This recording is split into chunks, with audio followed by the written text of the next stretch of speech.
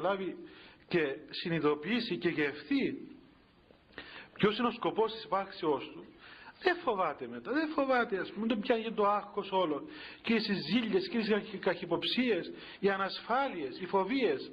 Πού επίες, πού ήρθες, πού ήσου, με ποιον μίλησες, τι έκαμες, με απάτησες, δεν με απάτησες, πώς με απάτησες, πόσες φορές, με πόσους τρόπους, πού. Μα τι χρειάζονται όλα αυτά τα πράγματα, ας πούμε, ανασφάλειες, φοβίες, γιατί, διότι δεν είχες άλλο σκοπό από αυτόν. Δεν βγήκες πάνω από αυτά τα πράγματα και βασανίζεις και τον άλλον άνθρωπο έτσι. Και αγχώνεσαι, κουράζεσαι και κουράζεις. Όταν κουράζεσαι, κουράζεις και τους άλλους ανθρώπους. Και ένας γάμος που έχει κούραση μέσα, κάποια στιγμή θα κρεπάρει αυτός ο γάμος, δεν θα σταθεί. Είναι αδύνατο όταν κουράσεις τον άλλον άνθρωπο, δεν μπορείς, δηλαδή κάποια ώρα θα γεράσει αυτή η σχέση. Να είμαστε σίγουροι λοιπόν, παιδιά, ότι ο Θεός έχει τη μέριμνα του, και αυτό μιλά όλη η Αποκάλυψη του Θεού.